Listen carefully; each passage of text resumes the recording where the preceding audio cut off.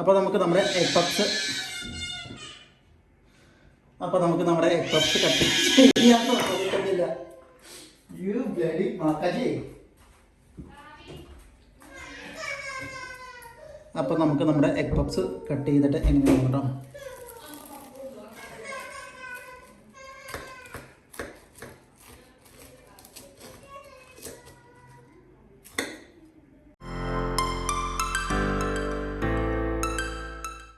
അപ്പോൾ നമ്മൾ 2 ചട്ടി ഇവിടെ വെച്ചിട്ടുണ്ട്. ഒരു ചട്ടി ചൂടാക്കി അതിലേക്ക് കുറച്ച് വെള്ളം ഒഴിക്കുന്നുണ്ട്. പിന്നെ നമ്മൾ അതിനകത്തേക്ക് ഷുഗർ ആഡ് ചെയ്യണം. ജസ്റ്റ് ഒന്ന് ഇളക്കി ഇതാക്കുക. എന്നിട്ട് നമ്മൾ കട്ട് ചെയ്ത് വെച്ചിരിക്കുന്ന ബനാന, പിന്നെ അതുപോലെ തേങ്ങ. ഇപ്പം നമുക്ക് ഡ്രൈഡ് കോക്കനട്ടാണ് ഇവിടെ കിട്ടിയിരിക്കുന്നത്. ഇപ്പം അല്ല പച്ചത്തേങ്ങ നമ്മൾ ചിരകിയതാണെങ്കിലും അതാണെങ്കിൽ നമുക്ക് ആഡ് ചെയ്യാം.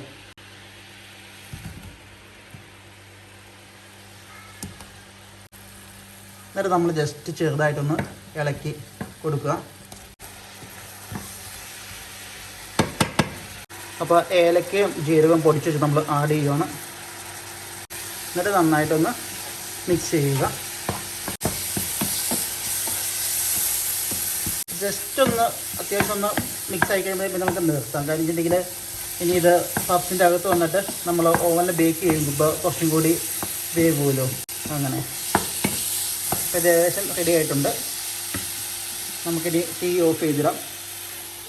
അപ്പോൾ നമ്മൾ എണ്ണ ചൂടായിട്ടുണ്ട്. എഗ് പപ്സ് ഉണ്ടാക്കാനുള്ള മസാലയ്ക്ക് വേണ്ടി നമ്മളിവിടെ കട്ട് ചെയ്ത് വെച്ചിരിക്കുന്ന സവാള, ഇഞ്ചി, വെളുത്തുള്ളി, കറിവേപ്പില. അപ്പോൾ നമ്മൾ ഈ കട്ട് ചെയ്ത് വെച്ചിരിക്കുന്നത് ഇതിൻ്റെ അകത്തേക്കിട്ട് നന്നായിട്ടൊന്ന് വഴറ്റിയെടുക്കുക. നമുക്ക് കുറച്ച് ഉപ്പ് അങ്ങോട്ട് ഇട്ട് കൊടുക്കാം. അപ്പോൾ പെട്ടെന്ന് നമുക്ക് വഴറ്റിയെടുക്കാൻ പറ്റും. അപ്പോൾ സവാള ചെറുതായിട്ട് വാടിയിരുമ്പോൾ നമ്മൾ ഇതിലേക്ക് കുറച്ച് മഞ്ഞൾപ്പൊടി ആഡ് ചെയ്യുന്നുണ്ട്. പിന്നെ കുറച്ച് മുളക് പൊടി ആഡ് ചെയ്യുന്നുണ്ട്. പിന്നെ കുറച്ച് ചിക്കൻ മസാല, പിന്നെ ലാസ്റ്റ് കുറച്ച് ഗരം മസാല. ഇത്രയും മസാലയാണ് നമ്മൾ ഇതിനകത്തേക്ക് ആഡ് ചെയ്യുന്നത്. ഇനി നന്നായിട്ട് നമുക്കൊന്ന് ഇളക്കി ചെയ്യാം. ഇനി ഇതിൻ്റെ അകത്ത് ഏറ്റവും ഇമ്പോർട്ടൻ്റ് ആയിട്ട് നമ്മൾ തീ ശരിക്കും കുറച്ച് വെച്ച് കഴിഞ്ഞിട്ട് ചെറിയ തീയിലിട്ട് നന്നായിട്ട് കുറേ സമയമെടുത്ത് മസാല അടിയിൽ പിടിക്കാതെ കരിഞ്ഞു പോകാതെ നന്നായിട്ടിട്ട് ഇളക്കണം. അപ്പോൾ അങ്ങനെ ഇട്ട് വഴറ്റിയെടുക്കുമ്പോഴാണ് ഈ മസാലയ്ക്ക് ഒരു കയ്പോ അങ്ങനെയൊന്നും വരത്തൊന്നുമില്ല, നല്ല ടേസ്റ്റ് ആയിരിക്കും. അപ്പോൾ അതാണ് ഇതിൻ്റെ അകത്തൊരു മെയിൻ സ്റ്റെപ്പ്, ഈ മസാലയ്ക്ക് രുചി വരാനായിട്ട്. നമ്മൾ ചെറിയ തീയിൽ അടിയിലൊന്നും പിടിക്കാതെ ഇങ്ങനെ നന്നായിട്ട് ഇളക്കി നന്നായിട്ട് വഴറ്റിയെടുക്കുക, തീ കുറച്ചിട്ട്. അപ്പം നമ്മുടെ മസാല ഏകദേശം റെഡി ആയിട്ടുണ്ട്. ഇവിടെ നമ്മൾ 2 വലിയ സവാള എടുത്തു. എന്നിട്ട് നമുക്ക് സംഭവം വഴറ്റിയെടുത്ത് കഴിഞ്ഞപ്പോഴത്തേക്കും ഇത്രയേ ഉള്ളൂ. അപ്പോൾ അതുകൊണ്ട് സവാള നമ്മൾ എത്ര പപ്സാണോ ഉണ്ടാക്കാൻ ഉദ്ദേശിക്കുന്നത് അതിനനുസരിച്ച് കുറച്ച് കൂടുതൽ എടുത്തോളുക. അപ്പോൾ നമ്മളിങ്ങനത്തെ പഫ് പേസ്ട്രി മേടിച്ചിട്ട് നമുക്ക് സാധാരണ ഇങ്ങനത്തെ പേസ്ട്രി പപ്സൊക്കെ ഉണ്ടാക്കാൻ നമുക്ക് എല്ലാ സൂപ്പർ മാർക്കറ്റിൽ നിന്ന് തന്നെ കിട്ടുന്നതാണ്. ബനാന ഫില്ല് ചെയ്യാനുള്ള സംഭവം നമ്മളിവിടെ റെഡി ആയിട്ട് വെച്ചിട്ടുണ്ട്.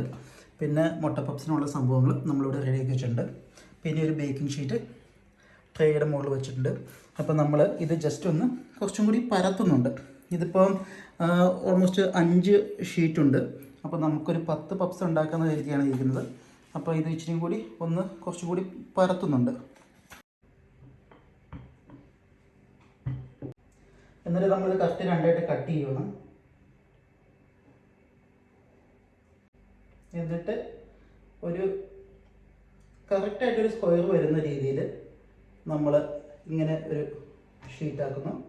എന്നിട്ട് നമ്മൾ ചെയ്യേണ്ടത് എന്താണെന്ന് വെച്ചിട്ടുണ്ടെങ്കിൽ നമുക്ക് മസാല കുറച്ചെടുക്കുക.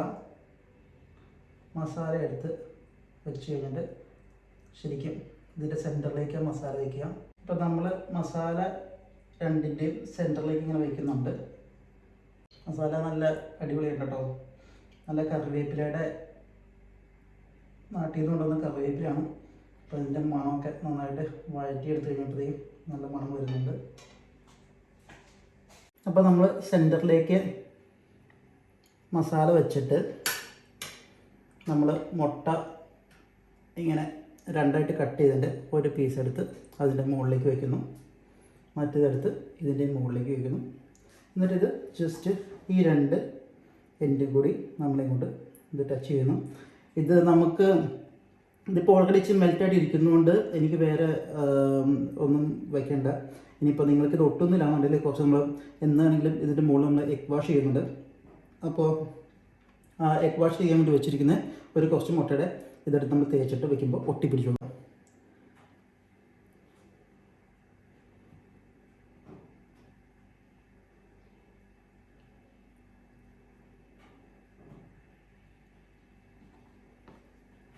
കണ്ടോ?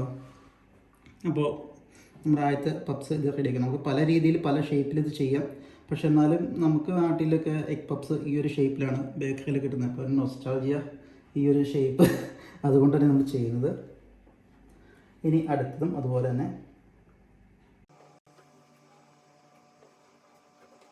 അങ്ങനെ രണ്ടെണ്ണം. ഇപ്പോൾ ബനാന പപ്സ് നമ്മൾ ഫില്ല് ചെയ്യാൻ വേണ്ടി പോവുകയാണ്. അത് നമ്മൾ ആ ഒരു ഷേപ്പിൽ തന്നെ നമുക്ക് ചെയ്യാം. ഇനിയിപ്പോൾ അല്ലാന്നുണ്ടെങ്കിൽ വേറെ ഷേപ്പിൽ ചെയ്യാവുന്നുള്ളൂ. ബനാന പപ്സ് ഞാൻ വേറൊരു ഷേപ്പിലാണ് ചെയ്യാൻ ഉദ്ദേശിക്കുന്നത്.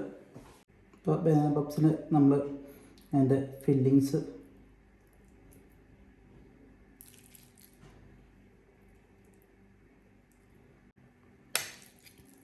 അതുപോലെ തന്നെ ഇതിലും ബനാന പപ്സിൻ്റെ ഫില്ലിങ്സ് നമ്മൾ ഇങ്ങനെ നിറച്ച് കൊടുക്കുക. എന്നിട്ട് നമ്മൾ ഇതിങ്ങനെ മടക്കി ഇങ്ങോട്ട് വയ്ക്കുക.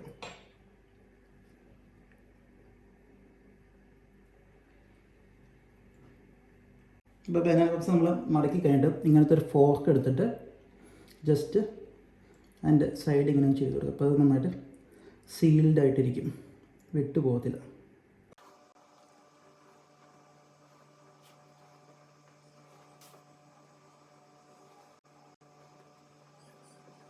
അപ്പോൾ അത് നമുക്ക് എടുത്ത് ഇങ്ങനെ വയ്ക്കാം. അപ്പോൾ നമ്മളിത് ഉണ്ടാക്കുന്ന സമയം കൊണ്ട് നമ്മളിവിടെ ഓവൻ പ്രീഹീറ്റ് ചെയ്യാൻ വേണ്ടി വെച്ചിട്ടുണ്ട്. ഞാനിപ്പോൾ ഒരു 200 ഡിഗ്രി സെൽഷ്യസിലാണ് വെച്ചിരിക്കുന്നത്. അപ്പോൾ നമ്മൾ ബാലൻസ് ഉള്ള രണ്ടെണ്ണത്തിലേക്കും ഈ പറഞ്ഞ പോലെ എഗ്ഗിൻ്റെ മസാല ഇട്ട് കൊടുക്കാം. അപ്പോൾ ഫുൾ എഗ്ഗ് വയ്ക്കണം എന്നുണ്ടെങ്കിൽ നമുക്ക് ഫുൾ എഗ്ഗും വയ്ക്കാം. എനിക്കും ഫുൾ എഗ്ഗ് വെച്ച് കഴിക്കാൻ ഭയങ്കര ഇതാണ്. അപ്പോൾ അത് ഷീറ്റ് ഒരു ഇച്ചിരി കൂടി വലിപ്പം വേണമെന്നുള്ളൂ, നമ്മൾ ക്ലോസ് ചെയ്യാൻ പാകത്തിനെ. അങ്ങനെ ഇപ്പോൾ ഒരെണ്ണം നമ്മൾ ഫുൾ എഗ്ഗ് വയ്ക്കുന്നുണ്ട്. അതിൻ്റെ മുകളിൽ കുറച്ചും കൂടി ഇങ്ങനെ മസാലയൊക്കെ വെച്ച് മറ്റേത് നമ്മൾ ഹാഫും വയ്ക്കുന്നു. അപ്പോൾ എന്നിട്ട് നമ്മളിത് നന്നായിട്ട് ക്ലോസ് ചെയ്ത് വിടുക.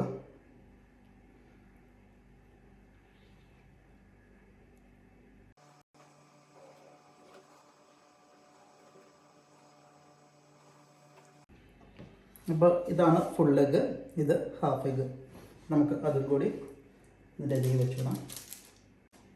അപ്പോൾ അടുത്തത് ഈ സ്റ്റെപ്പ് ഭയങ്കര ഇമ്പോർട്ടൻ്റ് ആണ്. നമ്മൾ ബേക്ക് ചെയ്യുമ്പോൾ നമ്മൾ ബേക്ക് ചെയ്യുന്ന ചെറുതിൻ്റെയൊക്കെ ഇങ്ങനെ പുറം മൊരിഞ്ഞിരിക്കുന്നില്ലേ, അപ്പോൾ അത് എഗ് വാഷ് ചെയ്യുമ്പോഴാണ് അങ്ങനെ മൊരിഞ്ഞിരിക്കുന്നത്. ഇല്ലാന്നുണ്ടെങ്കിൽ ശരിക്കും ഒരു പെയിലായിട്ടിരിക്കും, നമുക്കൊരു ഭയങ്കര ഒരു അട്രാക്റ്റീവ് ആയിട്ട് തോന്നത്തില്ല.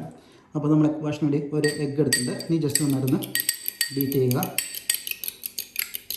അപ്പോൾ നമ്മളിത് നന്നായിട്ട് ബീറ്റ് ചെയ്തിട്ടുണ്ട്. നമ്മളിനി ജസ്റ്റ് എല്ലാത്തിലും ഒന്ന് കോട്ട് ചെയ്ത് കൊടുക്കുക.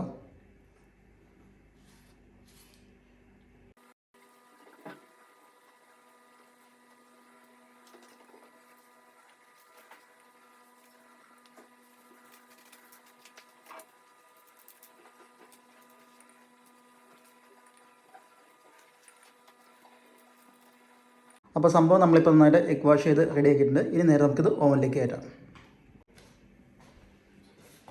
ഒരു 200 ഡിഗ്രി സെൽഷ്യസിലാണ് ഇത് വച്ചിരിക്കുന്നത്.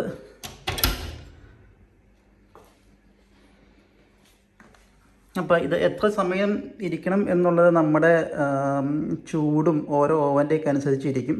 പിന്നെ എത്ര കട്ടിയുണ്ട് നമ്മൾ പരത്തിരിക്കുന്ന പേസ്ട്രിക്ക് എത്ര കട്ടിയുണ്ട് അതൊക്കെ വച്ചിരിക്കും.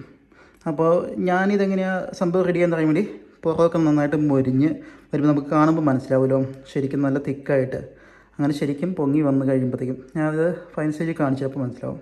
അപ്പോൾ നമ്മുടെ പപ്സ് ഇവിടെ ഏകദേശം റെഡി ആയിട്ടുണ്ട്. അപ്പോൾ നമ്മുടെ എഗ് പപ്സൊക്കെയാണ് ഈ കാണുന്നത്. നല്ല അടിപൊളിയായിട്ട് പുറമൊക്കെ നന്നായിട്ട് മൊരിഞ്ഞ് വന്നിട്ടുണ്ട്. പിന്നെ ഈ നീളത്തിൽ കാണുന്ന ഇതാണ് നമ്മുടെ ബനാന പപ്സ്. അപ്പോൾ നമുക്കിത് ജസ്റ്റ് ഒന്ന് കട്ട് ചെയ്ത് ടേസ്റ്റ് നമുക്ക് നോക്കാം. അപ്പോൾ നമുക്ക് നമ്മുടെ എഗ് പപ്സ് അപ്പോൾ നമുക്ക് നമ്മുടെ എഗ് പഫ്സ് കട്ട് ചെയ്യാൻ യു ബ്ലഡി മാക്കാജി.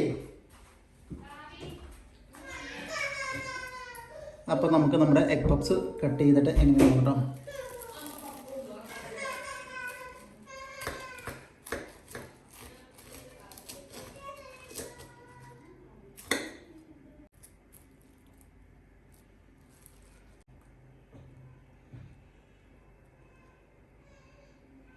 ഇനി നമുക്ക് നമ്മുടെ ബനാന പഫ്സ് കട്ട് ചെയ്യാം.